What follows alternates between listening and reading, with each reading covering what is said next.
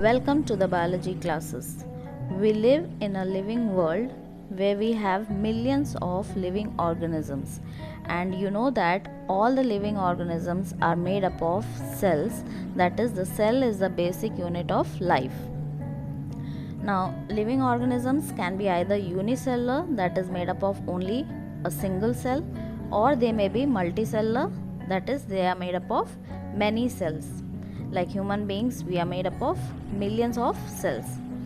And when the cell theory was proposed, Virchow expanded the cell theory, saying that the cells arise from pre-existing cells. He made it very clear that all the cells divide to produce similar cells.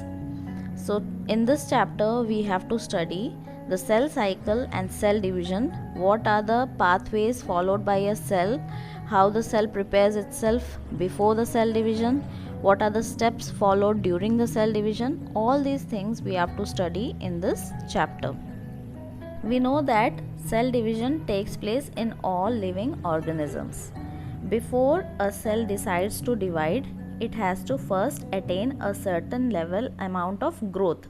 So it will grow first and then it will duplicate its DNA content. You know that all the cells, they possess DNA, that is, they have their own chromosome content. So that chromosome or DNA will have to duplicate itself. This process is called as DNA replication.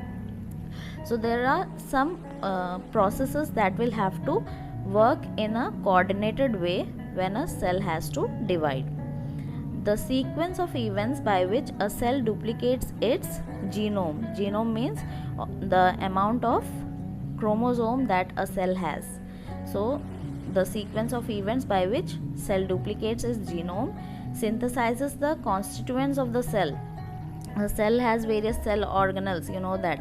So all the cell organelles before cell division will have to be produced once again, so that there are two copies of each organelle, and eventually the cell divides into two daughter cells. This whole cycle is called as cell cycle. If we study mammalian cells in culture, then we find that these cells divide once approximately every 24 hours. However, this duration of cell cycle can vary from organism to organism and also from cell type to cell type.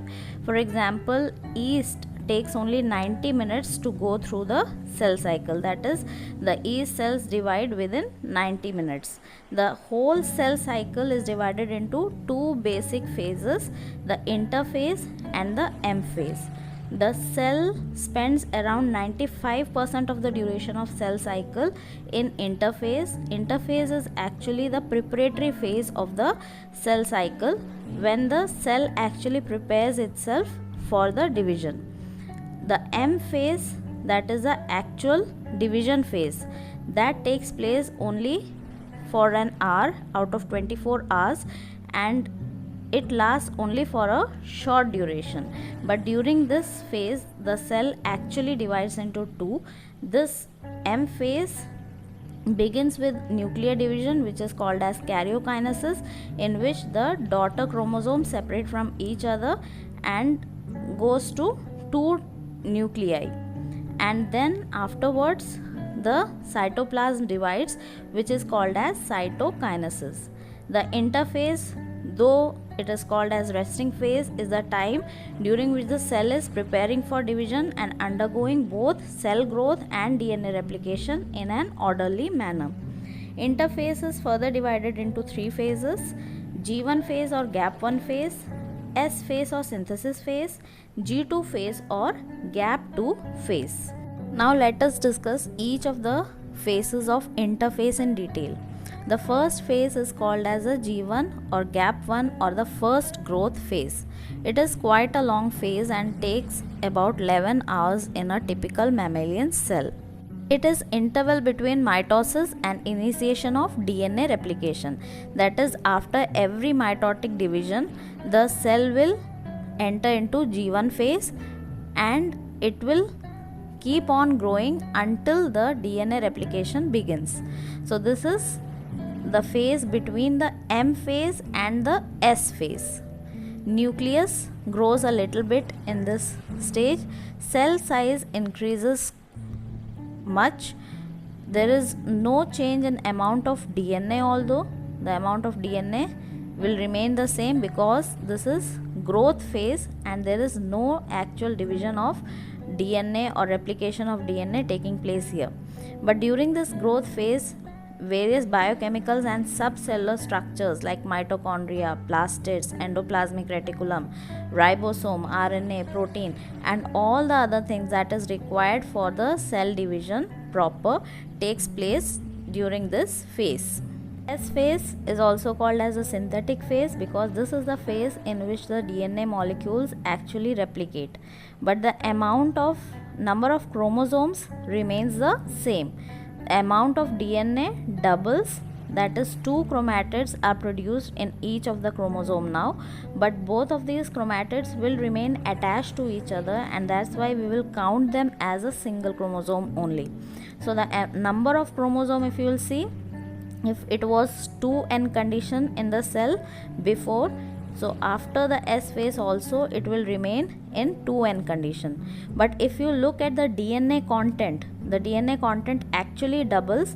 So if the cell had 2C, suppose 2C was the DNA content of the cell, then it will become 4C, that is, it will double its DNA content. So this is a very important phase in the cell cycle, the S phase, which is a synthetic phase in which DNA actually replicates and becomes double. So during the S phase, you can say that a diploid cell will remain diploid, that is, its chromosome number, if it was 2n, will remain 2n even after the synthesis, but the amount of DNA will always double. And here one thing more should be noted, that in animal cells during the S phase, DNA replication begins in the nucleus and the centriole duplicates in the cytoplasm. You remember there is a cell organelle called as centrosome which has 2 centrioles. So this centriole duplicates in the cytoplasm during the S phase in case of animal cells. The GAP2 or the G2 phase is second growth phase after the synthesis of DNA. Again, various types of proteins that are required for the cell division is synthesized during this GAP2 phase. Mitochondria and plastids also undergo division. All the cell organelles, they now prepare for the actual cell division. Some cells in the adult animals do not appear to exhibit division, that is, they will stop dividing, and many other cells divide only occasionally, like for example the cells of heart in case of higher animals, they do not divide, they stop all the division and enter a resting stage which is called as quiescent stage.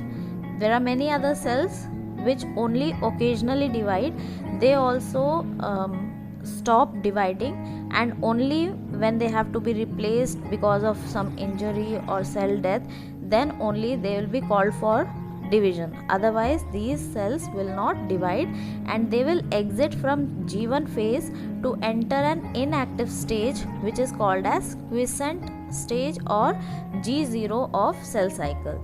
Cells in this stage remain metabolically active, but they no longer divide, proliferate unless called on to do so, depending on the requirement of the organisms.